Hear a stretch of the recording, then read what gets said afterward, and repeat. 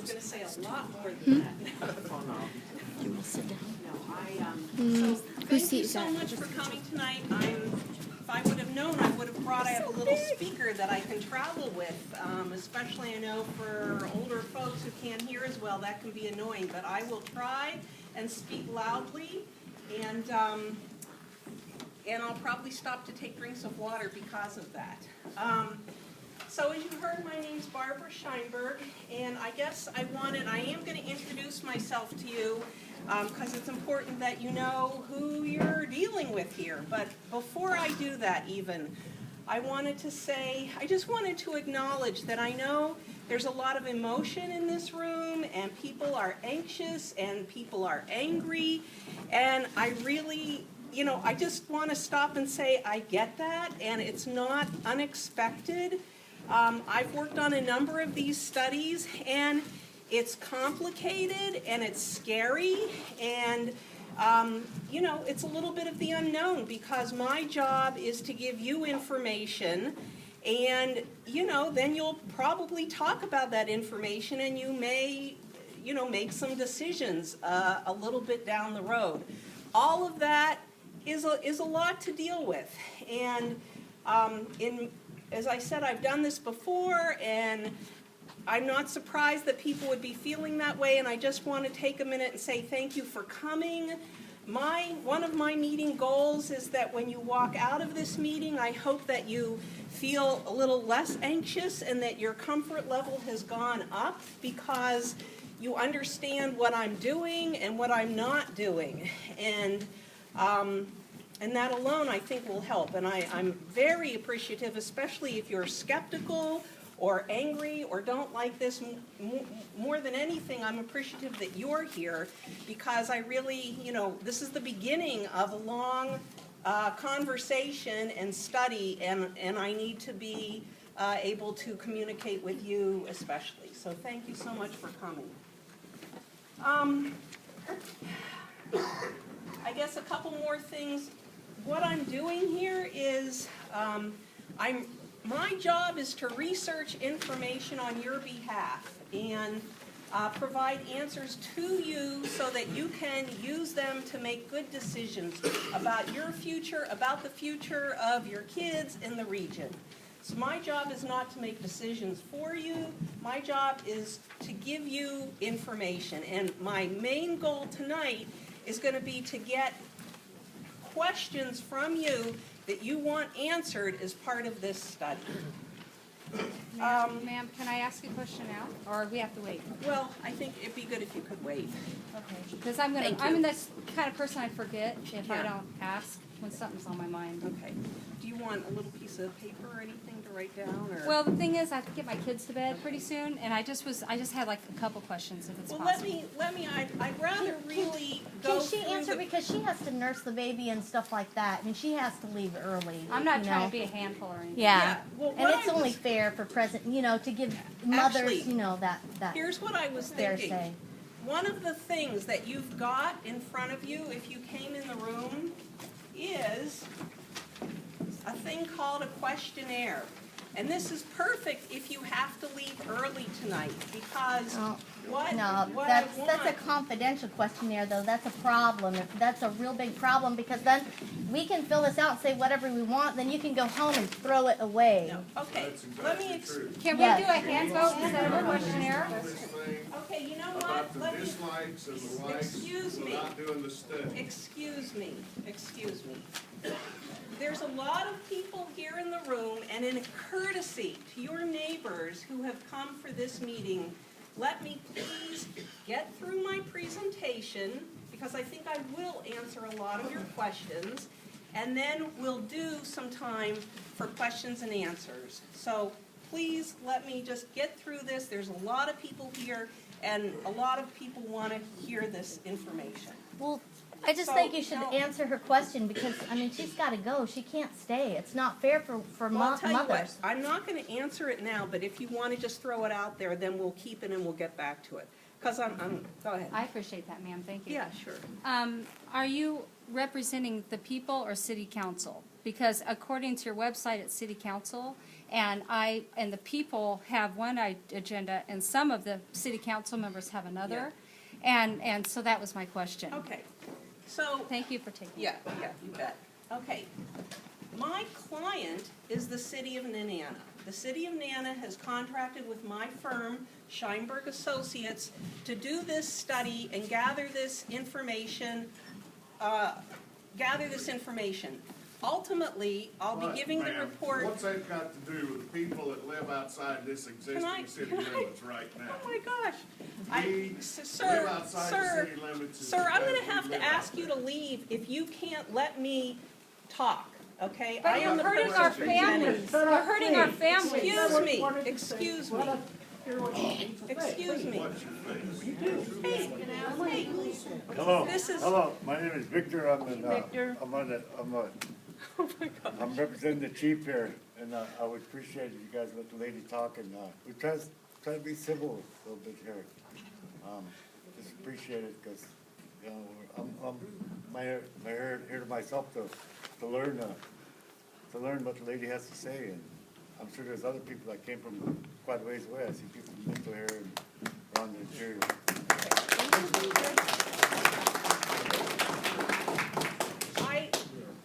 Thank you so much, and thank you for giving me this time to present this to you. I can tell how hot emotions are running. Please let me run through this, and it'll answer a lot of questions.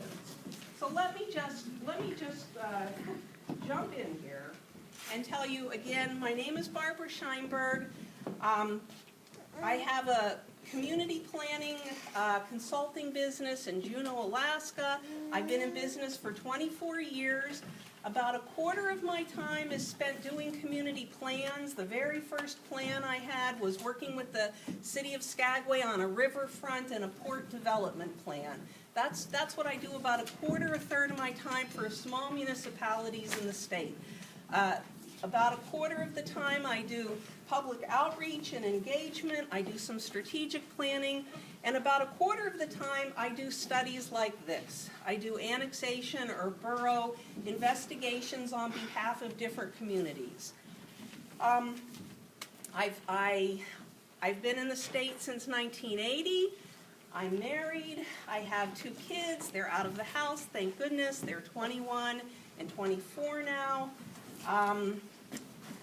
And I came up here a long time ago as a mineral exploration geologist. I spent part of a summer based out of Bettles in the Alaska Range.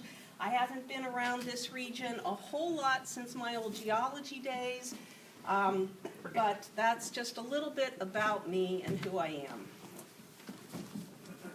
I'm going to jump into the presentation, which will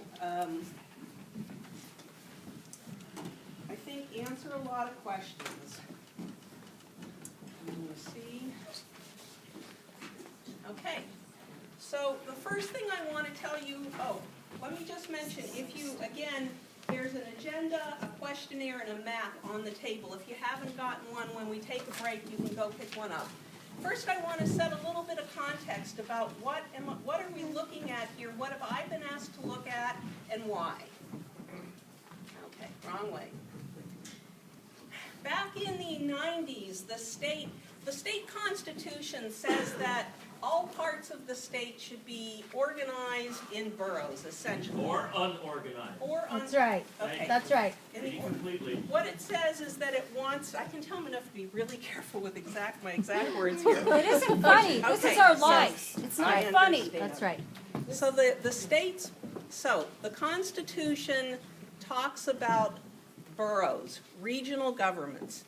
Back in the 90s, the state did a study, and they looked at all parts of the unorganized borough in the state, and they said, what are the model borough boundaries that we think eventually should exist based on social, economic, demographic, cultural, geographic ties? So for this region, so this is like context and background. For this region, they said, oh my gosh. I think I won't use that pointer because it's too scary. And, okay, let me use my hand pointer. Okay, what that study said is that this is the Fairbanks North Star Borough, and it said this Live and Good Circle Central area should ultimately be part of the Fairbanks Borough. Here's the Nenana region. It said the Nenana area should ultimately be part of the Denali Borough. And then it said the Yukon-Koyukuk Borough, this vast region here, and the Yukon Flats Borough. So that's what the state back in 1997 said were the model borough boundaries. Things were at one time, the regulations for forming a borough were very strict. And if you weren't proposing the model borough boundary, you really had to build a very strong case about why not. Things have loosened up since then. Now the regulations say the local boundary commission, which is who decides on this stuff, they may consider the model borough boundaries. It's one of the things they may consider, but there's many other things too. So just looking a little bit more closely at this area, this shows again, here's Nenana and this region in yellow, supposedly over here with Denali, and this whole Live and Good Central Circle area up here with Fairbanks. I'm giving you this information so you understand kind of why we're looking at the things we're looking at now. So, the 5 different options that I've been asked to look at and on your behalf put information together about are, number 1, do nothing. So what does the region look like now? Where are you getting your state and federal revenue from? How much money are you getting for your schools and from where? What are tribal governments and local governments doing? How are each of your communities organized now? That's the status quo or do nothing option. The second and third options are looking, okay, the next option is I'm calling it the greater Nenana area, just for lack of a better term. Here's Nenana, and it's kind of that area that back in the day the state said this area should go with Denali. And what if that area, the greater Nenana area, formed a borough? So that's the second option. The third option is, what if that greater Nenana area was annexed into the Denali Borough, either against your will or because you wanted to, okay? The third option is, what if that greater Nenana area was annexed into the Fairbanks North Star Borough, again, either against your will or because you wanted to? And the fifth option is what I'm calling the regional boundary, or the Middle Tanana Yukon Borough, or Utana. It's been called different things by different people. And that looks at part of the Yukon Flats, REAA and Model Borough, and part of the Yukon-Koyukuk. And it goes from Stevens Village, Live and Good, Rampart, Tanana, and Manly, and the Nenana area. All that area forming a borough together. And people have been talking about that since the mid-2000s. Village folks have been looking at that, and so that's become one of the boundaries that I've been asked to look at.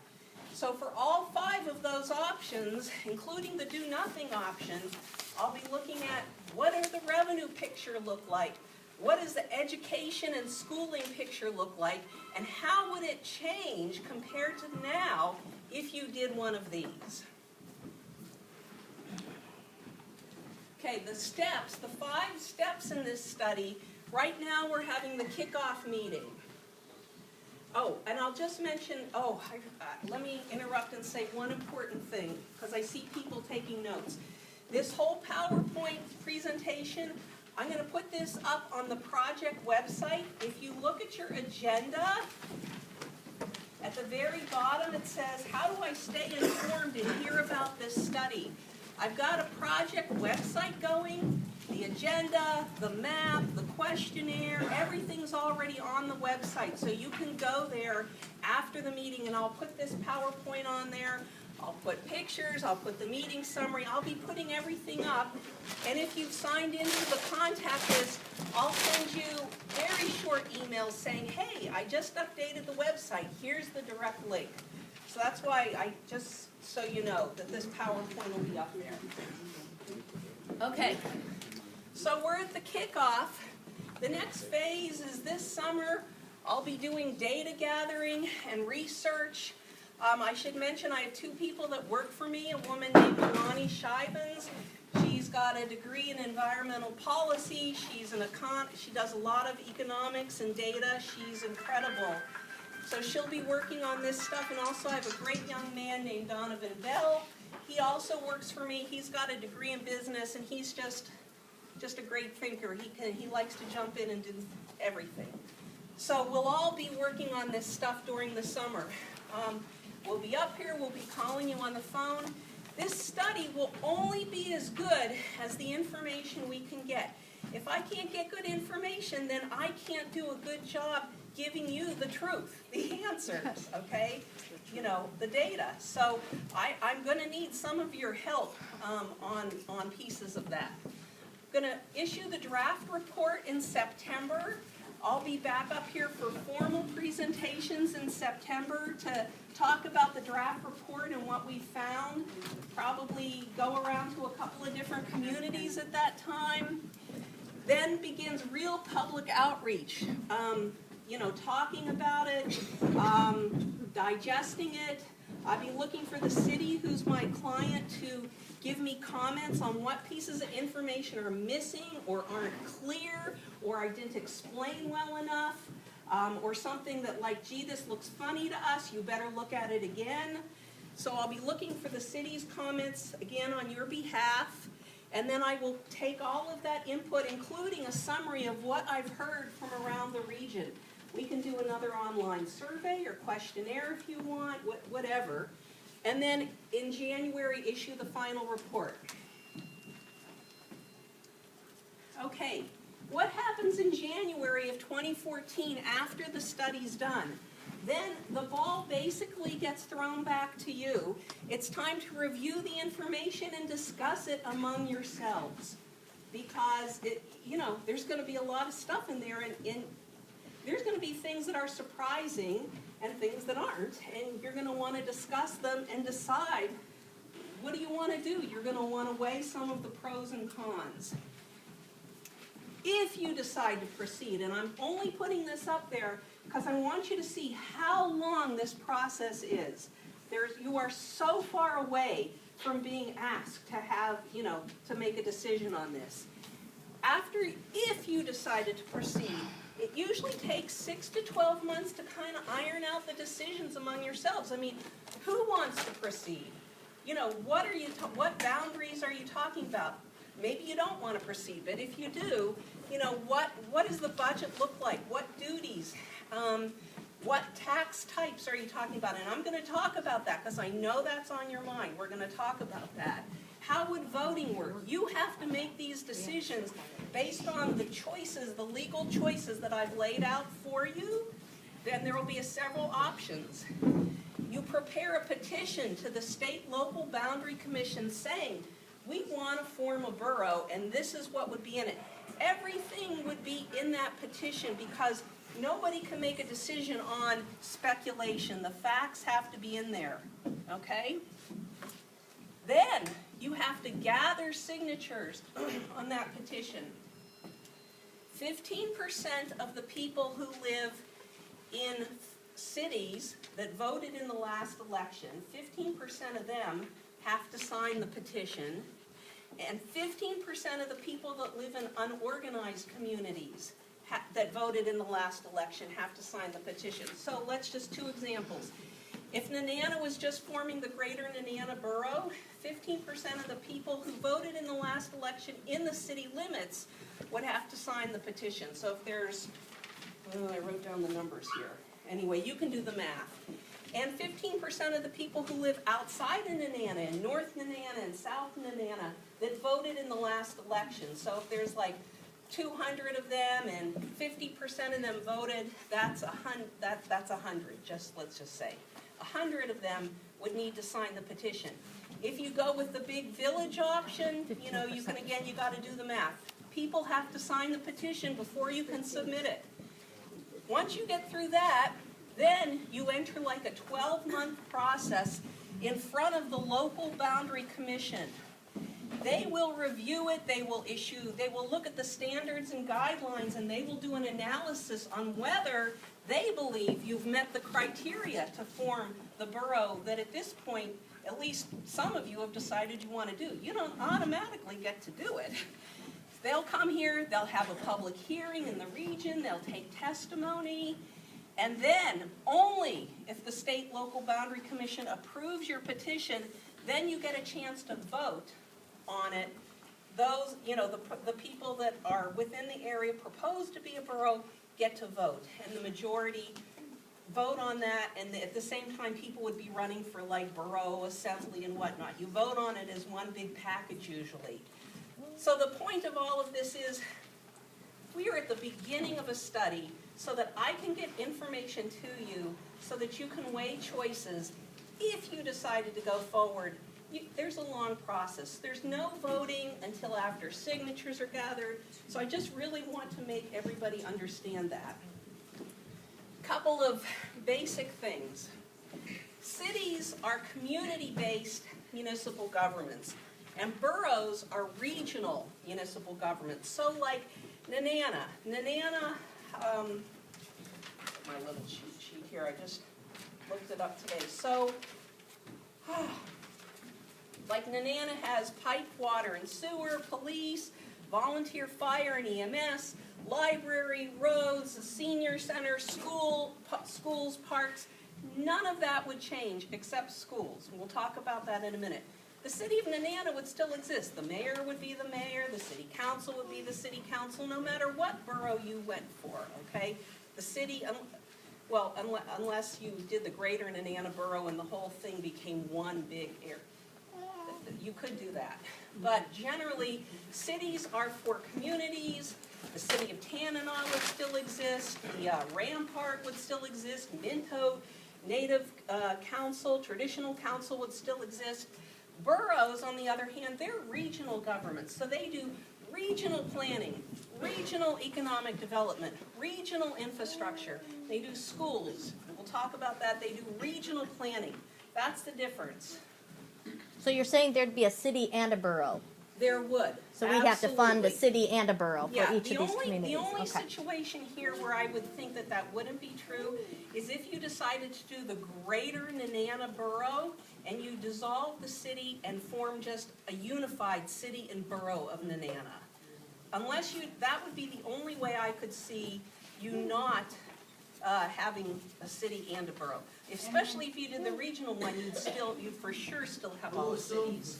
Yeah, we would take on their debt. Yes, you would. How would that affect the tribal court? All right, well, this is great. Okay, this is perfect, because these are the questions that I need to know, but let me get through this, because I want to write them all down, because I need to answer all the questions that you're raising. Because we're trying to understand what you're saying. Yeah, And yeah. so, Yep. yeah, we just need you to clarify Yeah. some things. Okay, there's 4 types of boroughs.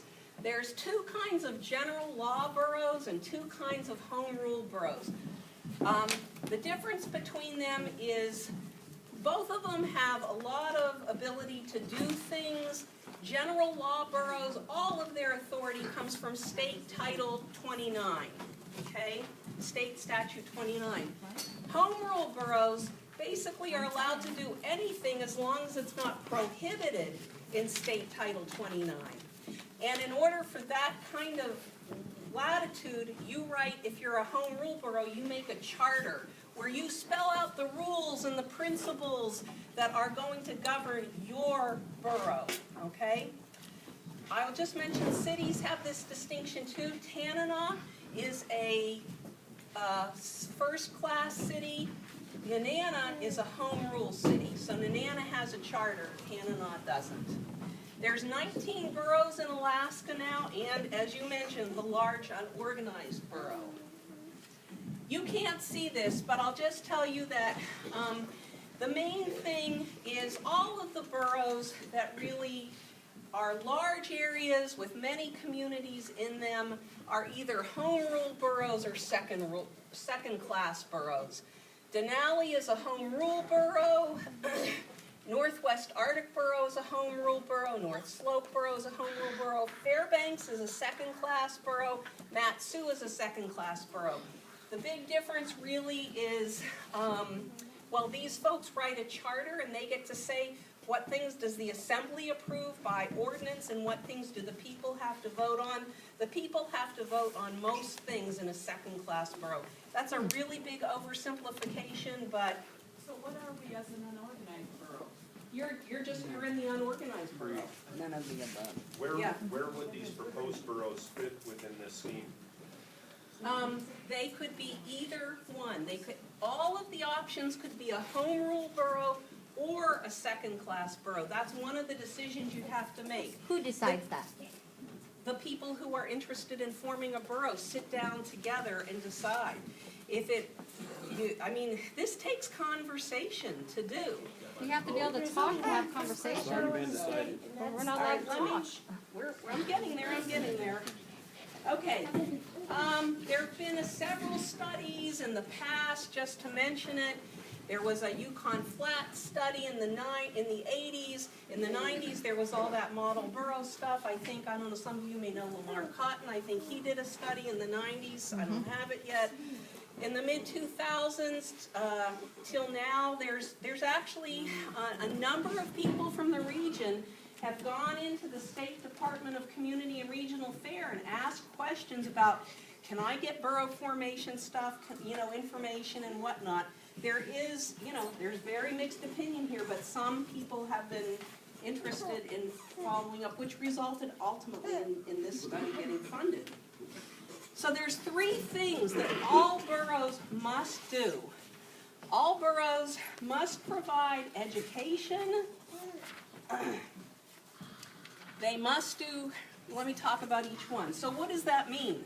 And that is probably the single biggest thing. The main service that any borough that formed in this area, whether it's the greater Nenana borough or the big regional one, the main thing they do is they would provide education. So most places that I've worked, people say, if forming a borough does not result in more money for education or more opportunities for my child, then I'm voting no. And the reason people say that is because education is the main thing the borough does. And the way that happens, the way that works is the city of Nenana, I'm just going back to the regional borough idea. The city of Nenana and the city of Tanana school districts would dissolve. The other school districts that are part of Yukon-Koyukuk or Yukon Flats, REAA, they'd leave those REAAs and there would become a, what do we call it, a UTANA or a Tanana, whatever we call it, borough school district. You would have your own regional school district. So that's a lot of change. It's got, and we can talk more about that. But, so that's education. The second one is regional planning and some type of land use regulation. So that means if you form a borough, you have a comprehensive plan that looks at your goals for the whole area that's in your borough. Economic development, parks and recreation, land use, roads. Is this where zoning takes place? Yes. So first you have a comprehensive plan for the whole borough, okay? And then you have some kind of land use regulation. It's really flexible, okay? And one type is zoning. There's 2 things. There are subdivisions. Most of you that live in the unorganized borough now, if you want to subdivide your land, you have to go into DNR and record the plat and follow their rules. If you form your borough, you get to approve the plat. So that actually ends up being an advantage for a lot of places. But after you do your comp plan, then you can have zoning. You should have zoning. But it can be so simple. In Haynesboro, which I've just helped been working with them. They're, for 90% of their borough, for all of the rural areas, their zoning is one zone. It's called general use zone. And everything is permitted in it without any permits. Everything is okay. That's their general use zone. In the city, or around some major development projects that they're concerned about, they have some more specific zoning. But you know, you can have as much or as little as is right for this region. And the third thing, taxation, and with that comes bonding. When the way I work on these budgets is I look at, here's all the services that this borough would do, and here's the state and federal revenue that's reasonable to expect that this area would get. So what's the gap that you'd have to fill with some local revenue, i.e. taxes? I am gonna end this by talking about that for a minute. So boroughs have the ability to raise taxes. The other thing that happens for boroughs is it's their responsibility to collect and distribute the taxes for the cities within the borough. So both When you say Tanana. raise taxes, do you mean like raise them every year? No. No, they have the ability to levy the tax. Yeah. It's like a okay, so what that means is for the city of Nenana and the city of Tanana that have taxes, it becomes the borough finance department's job to collect those taxes and then send 100% of the revenue that was collected within the city back to the city. So that relieves the cities of some financial responsibilities. If you don't want to do that, you can designate it back. But along with taxing comes bonding, and I can't really say enough about that. Right now, you're dependent on state and federal largesse to give you your grants and whatnot for your capital projects. You do have the ability, if you form a borough and you're financially together, to issue your own bonds for your own school projects or your own economic development projects. Now you have to pay those bonds back. Because they're loans, that's what it is. It's bonding is loans, basically. Basically, So that's a good way to think about we're able to it. get more in debt than we already are. That's great. You get very good rates as a municipality, but these are decisions you make. I'm almost there. Okay, those are the three things that all boroughs do. When you look at rural boroughs that are similar to a borough that would be here, the other most common things they do are these things: economic development, emergency planning for the region. Sometimes they do health for the region, parks and recreation for the region, solid waste for the region. Many of you are familiar with Denali Borough. That's the only thing they do really besides the three powers they've got are solid waste. Excuse me, what's CIP? Oh, capital improvement projects. Thank you. Yeah, you bet. Okay, so what are the common pros and cons that people say about boroughs? And the ability to bond, which some people view as the option, it lets you control your own future rather than being dependent on the state and feds if you want a capital improvement project. So you can, increasing regional voice and regional strength, increasing revenue for education and other desired development, common reasons people are against boroughs. It takes a lot of work and more communication. We're very far flung. We don't have the capacity to do this. It's just too much change. We have old history here, and we don't know if we can overcome that. We're very scared about property taxes. People are more scared about the idea of a property tax than anything else, because what ultimately can happen if you can't pay your property tax? You could be homeless. Exactly. So it's terrifying, all right? And I'm going to talk about that. I'm almost done. If every About time that. you do any improvement to your own property, your taxes is set to go up. That's right. Well, I'll tell you, I have friends in North Star Borough that build Wanigans and their taxes go I'm up like- $300 a year. Okay, I'm 5 or 6 slides from the end. The effect, very, very briefly, this is going to be like 130,000 level discussion here. The effect of boroughs on cities, Tanana and Nana. The only thing that changes are education, planning, and who does the taxation, okay? We talked about this. The mayor doesn't change, city council doesn't change, all the things that the cities do don't change unless you're consolidating. The effect on unincorporated places like, you know, Rampart and Minto and the unincorporated communities, Stevens Village, Live and Good. What am I missing? I know I'm missing one that was, thank you, Manly. Okay. The effect is, basically there's very little effect. Many places have, you know, community associations, they go on as is.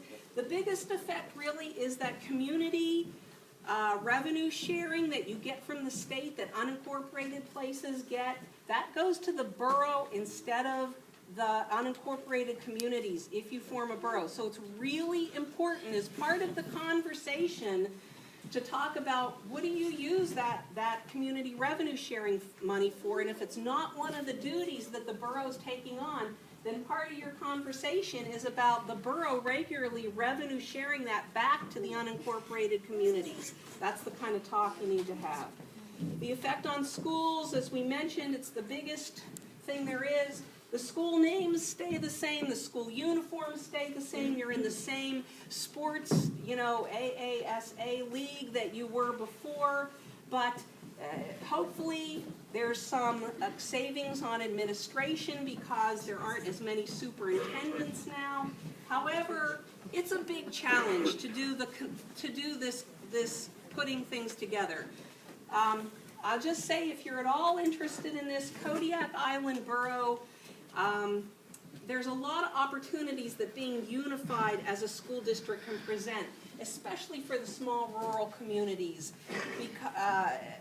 And I mean, I could talk about this for an hour, but I'll just say, the impact on tribal governments, very little, basically no change to tribal governments. The government-to-government relationship that tribal governments have with the federal government is not affected. None of the duties or responsibilities of tribal councils are affected or changed.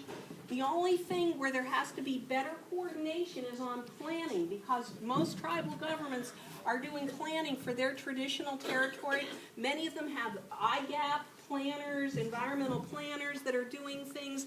So if the borough is doing regional planning, it means that the borough and the tribal planners really need to talk to each other and coordinate. But no duties that the tribal government has are affected at all. Can they be taxed? Can they? A government? The tribal government. No. Native corporations. The impact to native corporations, it's basically, you know, like any private landowner, they do things with their land to make money for their shareholders, and while the activity is under development, it can be taxed. When the development is over, the land reverts and it's no longer taxable. So native corporations care about that, and they also care about planning. If the borough government, when they do planning, if they do any kind of regional zoning or whatnot, native corporations have to follow that. The state government has to follow your zoning, okay? So so the federal government does not have to follow your zoning, and that's a whole complicated thing, but native corporations do. So they get concerned about that, and they want to work with the planners of the borough. Finally, subsistence status. No effect on subsistence status. As you well know, the Fish and Wildlife Service and the Federal Subsistence Board determine who's rural and who's not. That is not affected by borough formation. But Dillingham taxed subsistence fishing. Dillingham didn't, actually. I was involved in that study. What Dillingham did, it's interesting. The economic, you know, here, what's the economic one of the big economic assets here is oil, right? Is oil, the pipeline. In Dillingham, well, We don't have that. okay, no, I'll tell you what in 1 minute I'm going to tell you what you could get, okay? But in Dillingham, fish is the big economic asset in Bristol Bay, and every place in Bristol Bay except Dillingham had a local fish tax on commercial caught fish. And Dillingham just changed their law so that they also have one. They now they joined everyone else. The entire Bristol Bay region now has a local raw fish tax, only on commercial caught fish. That's not what it says online. Yeah, well, that is how it is, Well, for sure. I'll get it copied. Yeah, I can have definitely the provide it to Boundary you. Commission report. Okay, land. that- How much state What- land would we be I entitled want to? to hear that. If you form a borough, you're allowed to select 10% of the state land in your borough that's classified as VUU, okay, crazy term. Vacant, unappropriated, unrestricted, I think it stands for. It's not all state land, but it's part of the state land in your area. And so, basically, in the greater Nenana area that we talked about, we've gone through and we've already looked at this in detail at what every piece of state land is classified as. And in this greater Nenana area, there'd be 388 square miles of state land that the borough would be allowed to select. Okay, just for perspective, Nenana is 6 square miles, okay? If Area 2, that larger regional area, you would be allowed to select 2,742 square miles of state land, only from certain places, but I'll show you where. And again, just for perspective, so that's like in this whole, if you form the borough, over 3,000 square miles of state land you could select. Fairbanks North Star Borough is 7,444 square miles, so about half the size of Fairbanks North Star Borough, you would be able to select that land. And the reason that you are given that opportunity from the state is because they want you to use that land for economic development, for housing, for rural settlement, for parks and recreation, for whatever, you know, for those kind of purposes, agriculture, whatever. I didn't warm it up here, but when we take a break, I've got Google Earth and I can turn it on and I can show you exactly where the land is that you'd be eligible to select. It's not everywhere, but I can show you where that is. Okay, I already kind of said that. Here's the end, the last couple of slides. Okay, so how would you afford this? Here is a map of the mining activity in Alaska. Here's Live and Good Mine, right? Live and Good development opportunity, which they are working on. The two active mines, these mines, the Live and Good Mine, similar in scale, if not bigger, to the other mines in this region, and certainly in Juneau where I live. Juneau gets $2.4 million a year from the property tax from the two mines in its borough. Fort Knox got $4.7 million in property tax from the, Fairbanks got it from Fort Knox. Red Dog doesn't have property tax. They negotiate a payment in lieu of property tax every year called a pilot agreement. They get $6.7 million from the mine. So you've got a major developing mine in this potential borough area that, when it's developed, could become a revenue stream for you. Let me go back to this. Pogo in a borough? Pogo is not in a borough. No, they pay to Okay. So here's the regional borough boundary. Back to this map, and here's the Nenana one, the Nenana option. This in purple is the pipeline. Okay. And the pipeline is the state's largest asset. The pipeline is valued at about $8 billion. That's its value. And the state levies a 20 mil, that's like 0.02, times the value of the asset. In this case, the pipeline.